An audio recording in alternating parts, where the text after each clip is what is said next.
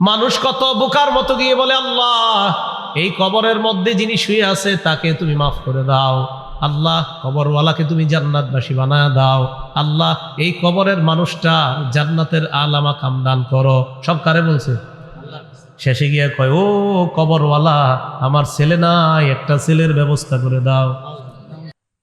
সূরা নিসার ৪৮ নম্বর আয়াতে আল্লাহ তাআলা বলেন, ইন্নাহু মান ইউশরিক বিল্লাহি ফাকাদ হারামাল্লাহু আলাইহিল জান্নাহ ওয়া মাওয়াহুন নার ওয়া মা লিয-যালিমিনা মিন আনসার।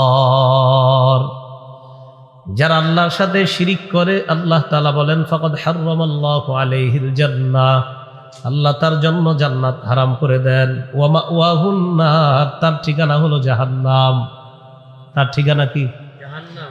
সহিহ বুখারীর বর্ণনা 1237 নম্বর হাদিস। قال رسول الله صلى الله عليه وسلم أتاني جبريل وبشرني أنه من مات من أمتك وهو لا يشرك بالله شيئا دخل الجنة। জিবরিল আমিন আমার কাছে আসছে, আসার পর বললেন, হাবিব আপনি আপনার উম্মতকে সুসংবাদ জানায়া দেন, আপনার উম্মতের মধ্যে যারা শিরিক না করে মারা যাবে জানায়া দেন একদিন জান্নাতে প্রবেশ করবে। শিরিক করা যাবে না।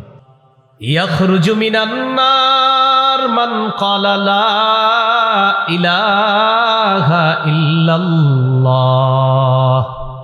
ওয়া ফি কলবিহি ওয়াজনু শাইরাতিন মিন খায়র। ويخرج من النار من قال لا إله إلا الله وفي قلبه وزن برة من خير ويخرج من النار من قال لا إله إلا الله وفي قلبه وزن ذرة من خير। নবী বলেন, কারো অন্তরের মধ্যে যদি গম পরিমাণ ঈমান থাকে, জব পরিমাণ ঈমান থাকে, সরিষার দানা পরিমাণ ঈমান থাকে, এই ব্যক্তি যদি ঈমান নিয়ে দুনিয়া থেকে বিদায় নেয়, লম্বা কম বেশি সময় জাহান্নামে যদি সাজা ভোগ করাও লাগে, বিভিন্ন অপরাধের কারণে জাহান্নামে যদি সাজা ভোগ করেও, খাঁটি ঈমান থাকার কারণে আল্লাহ নবী বলেন, ইয়াখরুজু, একদিন সে জাহান্নাম থেকে বের হয়ে জান্নাতের মেহমান হয়ে যাবে। আন আব্দুল্লাহ ইবনে মাসউদ রাদিয়াল্লাহু তাআলা আনহু قال قال رجل يا رسول الله أي الذنب أكبر عند الله قال أن تدعو لله ندا وهو خلقك। এক ব্যক্তি আল্লাহ নবীর প্রশ্ন করলেন, ইয়া রাসূলুল্লাহ, আল্লাহর কাছে সবচাইতে কোন অপরাধটি সবচাইতে বড়? নবীজি জবাব দিলেন, তুমি আল্লাহর সাথে অন্য কাউকে ডাকা, আল্লাহর সমকক্ষ অন্য কাউকে ডাকা, অথচ আল্লাহ তোমাকে সৃষ্টি করলেন।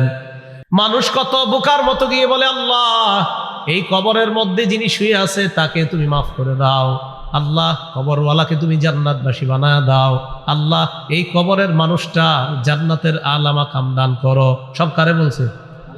শেষে গিয়ে কয়, ও কবরওয়ালা, আমার ছেলে নাই, একটা ছেলের ব্যবস্থা করে দাও।